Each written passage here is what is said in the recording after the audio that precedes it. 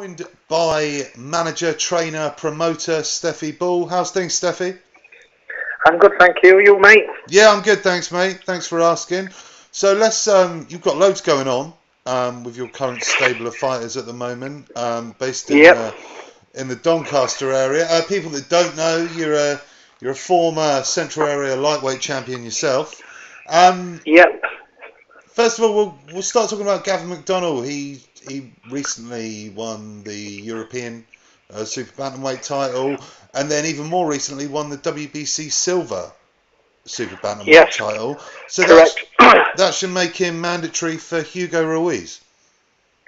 Yes, we're closing in on a WBC World Title fight now. Yeah, because the last fight he had was doubled up as a WBC Silver title and also an official WBC World Title eliminator because his last opponent, Sanchez, was actually ranked in the top 15. Okay, fantastic. So that's great news. That's so what are you usually fights on Matchroom? Is that something you're looking to do in Sheffield, or maybe you're on the undercard of one of these big fights in London or something like that? Yeah, well, obviously Gavin's a Matchroom fighter, so yeah. we're just waiting around, and Gavin's always in the gym working, and we're just ticking over at the minute and waiting for a date. But July's been mentioned in Sheffield, so ideally that would be great. So we're just, like I say, at the minute things are just up in the air, and we're just hanging around and ticking over and working on things. Yeah, fantastic. Sounds great. Well, it sounds like you're hoping to get the fight here rather than in America. Well, the situation is at the minute, I mean, Ruiz has not got a mandatory, so he would go, I would imagine, on a voluntary status. So in the short term, I mean, we haven't really spoke about the world title opportunity. In the short term, we're just going to look at keeping Gavin busy. Yeah. In an ideal situation would be a defence of his WBC silver title, and keep going down that route, climbing the rankings and pushing on for a mandatory spot, because obviously when you get into a mandatory position, you're in a lot better bargaining position, such as negotiating where the fight's going to be, purse money and all that, and that's the business side of boxing. But yeah, we're just trying to work him into a good position and hopefully get him into a mandatory spot. Yeah, well, other than that WBC title, there's some big fights with world level opposition in the UK. People like Scott Quigg jump to mind, things like that. Is that possibly a route for Gavin? Oh, without a doubt. I mean, let's not forget that people don't realise that Gavin didn't have any amateur experience. He comes straight into the pro game on back of Jamie's success at 25-year-old, and it's been an absolute roller coaster. He won the Central Area title in only his fifth fight. Then he beat a couple of undefeated fighters on his way, and I think then in his eighth fight, I put him in with a very good Paul Economines in a British title eliminator. Yep. Which he won comfortably, and then he went in then I think he had a takeover fight, and then I think in his 10th fight he fought a very good Josh Whale in a British title final eliminator, and then came through that, and then in only his 11th pro fight he beat knocked a very good Lee Wood out, and look what Lee Wood's gone on to do since. You know, Lee Wood's on a great run of form. Yeah, he is. On back of Gavin's defeat, and then Gavin won the British, then he defended it. Then we won the European, defended it, and obviously now with the WBC, and you know, Gavin's only had 17, 18 fights, something like that, if I'm correct. So it's a bit of a fairy tale ride, really, a fairy tale story when you think where he's come to, where he's at. He's on verge of a world title. I mean, the rest of the pack, you such as your Scott Quigg and your Carl Frampton, you think all the amateur experiences they've got, and all the pro experience they've got. I think Gavin's young and fresh, and you know, wanting to learn all the time. But yeah, like you say, there's some big fights potentially in the UK. But Gavin himself now, we've worked very hard. He's done the route that many haven't: British, European. Not just won them, but defended them. Yep. Now he's won a world title eliminator, so he's pushing on himself. So yeah, he's making a great statement and following in his brother's footsteps. So yeah, the journey continues, and it's very exciting. Yeah, he certainly hasn't wasted any time. And with Matchroom being behind him as well, that's going to make things like getting world title shots a lot easier as well, I imagine. Oh yeah, I mean, Matchroom really do know how to deliver, and they really do look after you. I mean, on weekends of shows, I mean, there's not an outfit that look after you better. It's brilliant. They really treat you well, and they look after you and things. And yeah, I mean, for me, they're the best in the business, and it's great to be around Matchroom Boxing when. So yeah, I think Gavin's in great hands when you think he's been backed by Matchroom. So yeah, fantastic. Definitely. Well, very, very exciting story indeed. Well, let's moving on to one of your other fighters, someone I speak to a lot myself, Dave the White Rhino Allen. He's been on social media a lot recently. David's always on social media. He's trying to get himself one of these big fights against your David Price or your Dillian Whites. You've known Dave since he was born, I believe. Yeah. What's your plan for Dave? A lot of people talking about him at the moment. Well, my plan for Dave is not what Dave wants. I mean, Dave's his own character. I mean, he's a lovely kid to be around, and I think world of him. And he's just unconventional. Is his own man. It doesn't matter what my plan is. He seems to want his own thing. I mean, my plan was to invest in him, keep him busy at Doncaster Dome, build the experience up, get him some rounds in, and he's 24-year-old. He's a baby. Yeah, he's an absolute baby, and I do strongly believe the world could be his oyster. I mean, what I want to do, I wanted him to keep him busy at Doncaster Dome, go under the radar, just like I have with a lot of fighters, and all of a sudden, bang, he's my man. But not David. He seems to want these big fights and things, and for me, it's too soon. I want to do things my way, which is, like I say, repeating myself. I wanted to keep him busy at Doncaster Dome, stick him on local Matchroom when Matchroom come locally, get him on there and get him the exposure and build him up. But I mean, the lad's had 10 fights. Let's remember he only had 10 amateur fights. Yeah, that's a very good point. But I mean, the thing with David is, I mean, he's 100% genuine when he means no malice whatsoever. I mean, he goes on Twitter and and it's not really calling out. I mean, other fighters should be flattered. I mean, he's a young lad. He just wants to experience going in with one of the best fighters, and I think it might give him a yardstick. But like I say, he's very unconventional, and certain things motivate him. Yeah. And boxing these journeymen and things don't seem to motivate him. But it's not helped when he's had an opportunity to go in these big fights, such as Richard Towers, and then before that he should have fought Adam McCash, and then these fighters pull out on fight week. And David, for them 2 fights, he'd worked his socks off for 8 or 10 weeks. He'd lived like a monk and got his son in great shape. We both worked very hard together. I mean, first time I took him out to Marbella for a week sparring. Then the second time we went out to Finland. And we're leaving as families, we're leaving as friends, and we're going over, and a lot's gone in. And when you're on these big Matchroom shows, you're on an absolute high. You're in everybody's, the media, everybody wants a piece of you, kind of thing. It's a great high. It's almost like it's fairy tale stuff, and then to have these big opportunities taken away from you a couple of days before actual fight night, after spending all that time, all that effort, it's heartbreaking. And I think with David, these kind of things have took a knock-on effect. I mean, they don't hit him straight away. I think it's a matter of days and weeks after, and his motivation just plummets through the ground. And I think these mishaps of these big fights on these big shows have dented him, and I think all he craves is just that experience of that one big fight. And it's the Boxing Board Control Championship Committee meeting next Wednesday, and I think the heavyweight championship, the British title, will be considered there. And I strongly believe that at least David will get an eliminator. Yeah.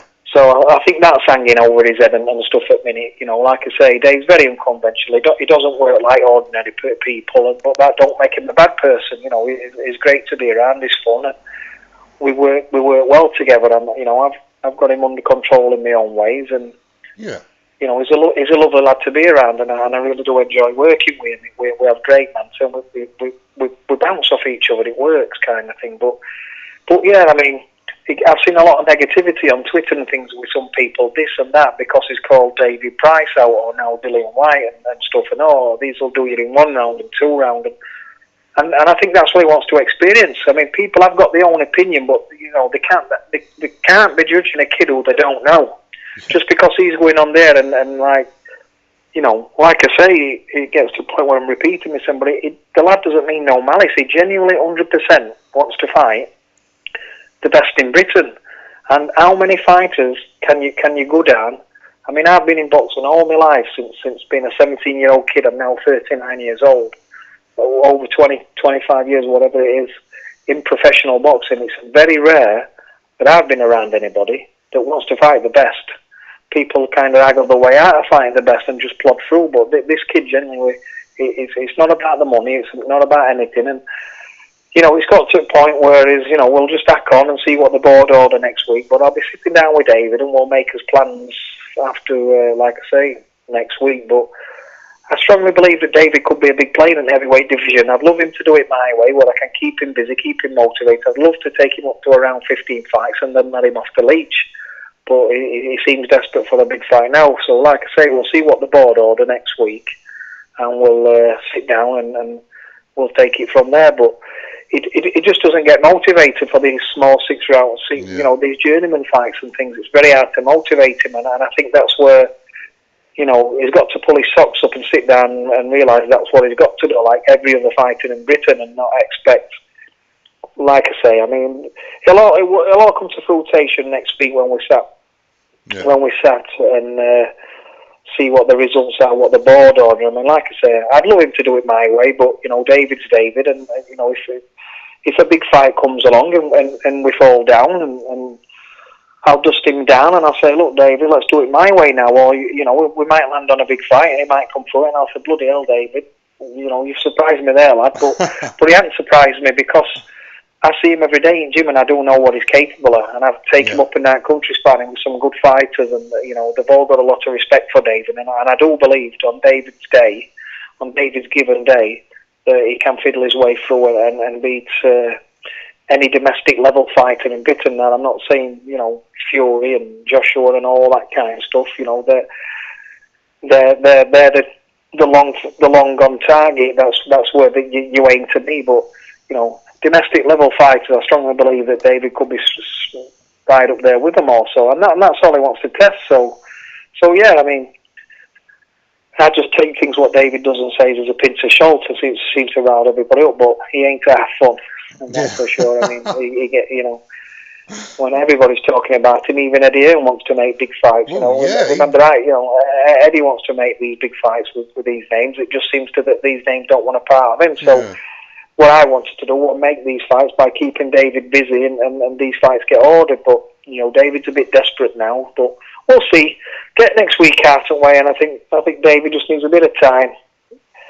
Hopefully, he realises what we have got to do. I mean, and see where we go. Yeah. But like I say, he's a lovely kid, and he means no malice to these other fighters. He just genuinely wants to fight the best. He don't even ask about the money. He just genuinely, I mean, other fighters would be what we're getting paid first, and the fight second. Where David's, you know, he's a boxer. He's there for the boxing, and anything that comes along, that's my job to bring it along for him. Yeah, that's what I'm employed as a manager for, and as a trainer, I do believe I do get the best out of him when he's focused. And so yeah, next week, May, I think it's May the 11th, Wednesday. That's when the board meet and make a decision on what's happening with the heavyweight title. And I'm sure that David will be at least gifted an eliminator. If not, you know, you pray for a British title fight, but at the very least, I'm sure he'll be given an eliminator. Yeah. So who's in the mix there? Well, so David Price doesn't sound like he really wants to go for Price is obviously open above that, and then you've got. I mean, Dillian White's coming off a knockout loss, so I don't know if he'll be considered. I'm sure he can't be considered for a straight shot at the title after coming off a knockout loss. He might. What the board might do is order 2 eliminators Yeah. and hustle it through rather than grab someone. So that's what they probably would do. But then you've got a very good fighter in Sam Sexton. You've got the Scotch kid, Gary Cornish, Highlander, Cornish. Yeah. Then you've got David, and then you've got these other kids.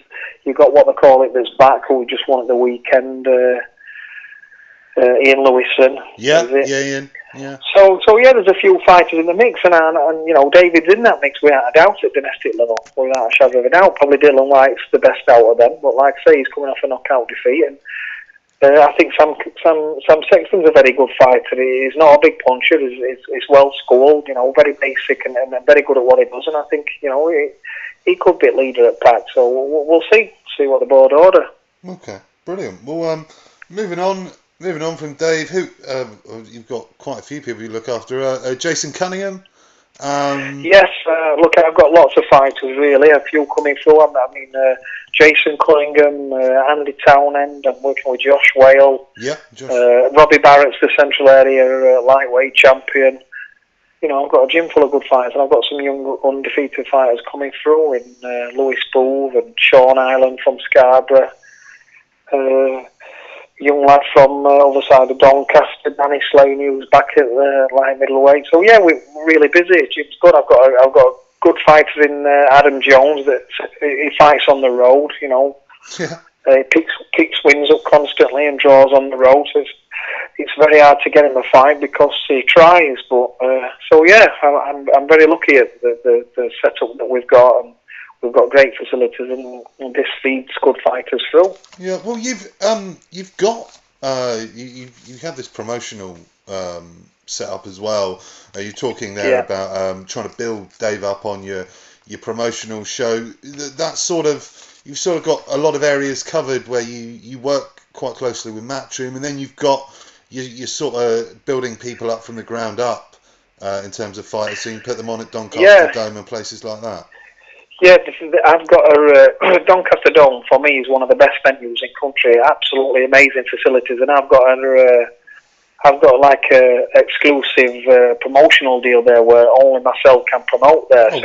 Basically, I got like kind of Doncaster kind of wrapped up. If you want to fight at Doncaster Dome, you kind of have to come through me. But that for me, that were a big business coup for me. Definitely. I mean, there's lots of promoters hustling around in local areas, but without a doubt, there's no better venue than Doncaster Dome.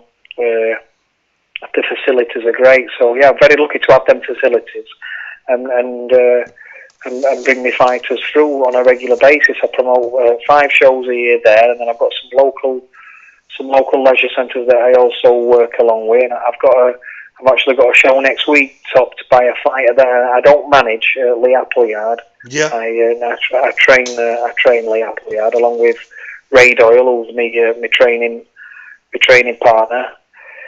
Co-trains all the fighters with me.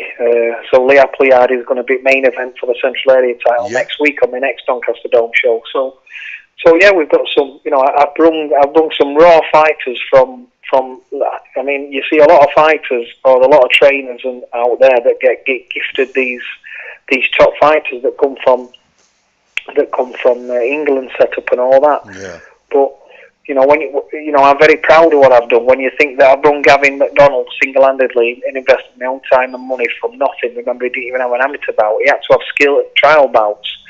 I brung him through from like day one to where he's at. And then remember, before that, I was Jamie, his twin brothers. I was his co-trainer, so I've done a lot of work with Jamie and things. Yeah. But before that, I've got good fighters that I brought through. Andy Townend from day one. I got Jason Cunningham from after only his ninth fight. Robbie Barrett from day one. You know, I've brung a lot of fighters through and brung them to championship level fighters, and you know, we're now like such as Townend, who's come through and doing absolutely, is on verge of big things. It's actually, I've had the news today that has been made mandatory for the Commonwealth title. Oh wow! Okay, good. That's great news. So Townend's mandatory for that, which will be going to Perth in the summer to happen before December. So Fantastic. That's great. So yeah, I've brought these kids through from scratch. So it's, that it makes you proud for what you don't know. It's not pot luck when you get one fighter and somebody does well with one fighter. That we're lucky that. But when you bring in these fighters through consecutively, Yeah. And these kids showing me loyalty by renewing contracts and staying with me and working with me and having faith in what I do. It makes everything that I do worthwhile. So yeah, I've got a track record and a proven track record for bringing fighters from nothing up to major title fights. And like you say, working closely with Matchroom, I get on very well with them, all the staff. Yeah. I think they're absolutely brilliant. And because I promote myself regularly, I mean, these kids, any kid that works with me or decides to work with me, they've got the opportunity to be brought in their own home corner on regular shows, local, and I do my best for them. Any fighter that's signed with me, they get me 100% commitment and bring them through, and I bring them through in Doncaster. I've even brought major title fights to Doncaster without any financial backing. Jason. Yeah, I'm Jason Cunningham, the Commonwealth title. Gavin, I brought in British title eliminators, final eliminators. Townend's English title fights. I've done all these opportunities so they're in home corner, in their own towns and things. And I've invested my own time and money to do this. And so, yeah, we work very hard, basically. Okay, well, fantastic. Well, yeah, the proof is in the pudding, as they say. Exactly. Yeah, you've got lots to go. You've got fighters on the verge of world titles. It's very interesting. So one thing that obviously Doncaster is not the most well-known place in the world. Like yourself, obviously you had a good fighting career. What is it about Doncaster? Is all these fighters coming through? There's definitely something in this in the water in Doncaster because you've got to remember the catchment area here is we are not a city, we're a town. Yeah. We're a town, and all we are surrounding villages, and old pit villages where people work in factories or modern day workers seem to be working on the roads and that kind of stuff, and bricklayers and plasterers and things like that. But remember, we're from villages. We're not a big city where the catchment area. We're just from villages, and when you think in the same village, you've got the Mcdonnell twins. They're from Hatfield. You've got the Mcdonnell twins. Basically world domination. I mean, this will probably never come round again. What them boys have achieved for our town will probably never be achieved again in our lifetime. So you've got them, and then when I first were working with them, they had 3 or 4 fighters from that same village. Conor Nixon, who was a top amateur, won everything in the juniors. He ended up having 6, and he went into RAF, and he's having a good career that way. But it's just crazy that's from them villages. And then, I'm from Conisbrough, David Allen's from Conisbrough. I've got Stephen Hale from Conisbrough, he's 9-0, one of my fighters. And, like I say, it's not like just what's happening now. Over the years, when you go back a few years ago, and when I was a young kid, a young pro, my sparring partner and training partner was John Joe Irwin from the same village as me. Wow. And John Joe Irwin, Commonwealth Games gold medalist, ABA champion, Commonwealth champion, Lonsdale belt owner outright. It's crazy. We all come from the same little amateur boxing club in this village.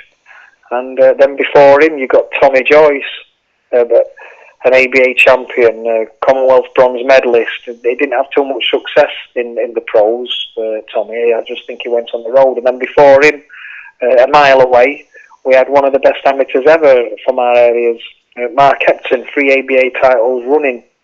I think it was 85, 86, 87, if I'm correct, or around them times. Commonwealth bronze medalist, went to Seoul Olympics. And I just think it's absolutely crazy when you think, the history that we've got. I can there just to name a few. There's a lot more, but when you think we're all from the same surrounding villages, not cities, and like I say, not even towns, and to make up what we have and success of what we had in boxing, it's unbelievable. Like I say, there'll be a lot more names to go back, but yeah, I think Doncaster should be very proud of the boxing community. And it's it's only going to get better. I mean, success breeds success, and Well, You know, things definitely. are coming through all the time. So yeah, it's exciting times. It's been an exciting past. Anybody who's a really boxing historian, you know, it's like I say, the Mcdonnell twins are really flying the flag for British boxing, not just for our villagers. You know, with British boxing, Jamie Mcdonnell is arguably one of the best fighters that we've ever had, and that's a fact. Yeah, People well, can say what they want, after that, what he did but in America twice, yeah, it's just fantastic. remember when you know he was the IBF world champion, and then he gets stripped, then he wins the WBA world title. Then goes to America to beat the WBO world champion, even though it wasn't on the line. Yeah, So yeah, theoretically, Jamie, the IBF, WBO, and WBA champion at world, is a unified world champion. It's unbelievable. And then before that, British, Commonwealth, European, 5 defences at European. Also the English title before that. It's absolutely unbelievable. I mean, tell me how many fighters in Britain that's done that. Besides Fury, what he's just done at heavyweight in that one fight. But, you know, Jamie's been doing it for years, but yeah, because he's a bantamweight, you don't seem to get the pat on the back. yeah. Very good point. Very good point. And Crazy. another thing, you're sort of living in the shadows of big cities like Sheffield and Leeds and the things Yeah, they've got. exactly. I mean, we're doing a lot better than, you know. This is a town, like I say, I keep repeating myself, but we're doing as good as Liverpool, as good as Manchester, Sheffield. Who else has got what we've got? You know, it's brilliant. Like at one time, from the same village, I've got Jason Cunningham, the Commonwealth bantamweight champion, Jamie Mcdonnell, the world champion at bantamweight, and then Gavin Mcdonnell, the European champion. And you know, the 3 bantamweights, king of the bantamweights, all from the same town. But it it kind of goes under the radar kind of thing because you know we're not from a big city or whatever. Now, if that was in Sheffield and they had them 3, it'd be like impressed, this and that. Oh, Yeah, good you know, point. Sheffield, the biggest city in boxing, but no, we're not. We're from villages. Three lads from kind of same village. One's Commonwealth champion, one's European champion, and one's a world champion, all down at the lighter weights. Unbelievable. Nice. Like I say, probably never be repeated again. Yeah, it was a fantastic achievement. But I suppose this will keep happening in Doncaster because younger people will start looking up Well, yeah, to I those mean, people. I'm only 39-year-old. I'm very ambitious. This is my job. I love what I do. It's quite an obsession. I'm lucky to have a wife that supports what I do. And, you know, my daughters are grown up now. Yeah. And, you know, like I say, I have my own gym. I don't owe we don't owe anybody anything. Yeah, And that's so the beauty about it is we haven't got to worry about the roof over our heads. I've got stability for fighters. I've got a track record of what I do. I love what I do, and I'm just here for boxing. I'm not, you know, I try and earn a pound on his way. That's the business of it. But I mean, boxing's first and foremost. I've been boxing since I've been 11-year-old. It's the only thing I can do, and the only thing I love doing. Yeah. Well, fantastic. Well, great. So you got a show on the 14th. Yes, a week of Saturday. Yes. Oh, fantastic. That'll be and you've got Lee Appleyard fighting on that. Yeah, Lee Appleyard, a very, very improved fighter, very good fighter, and I think he could be a big player, super featherweight over the next 12, 18 months. Is you know, sparring with Andy Townend on a regular basis. He's just come back from Spain where he was sparring with the Walsh brothers. Oh wow! For Fantastic. a week. For their big fights last week. So yeah, you know, we'll see. Lee's got his first outing at championship level this weekend, so hopefully, same again, keep him busy, bring him under the radar. Dave Colwell looks after him, who manages him. They've got a close relationship, and Dave's good at what he does. So hopefully, work together and take Lee to championship and hopefully major titles in time.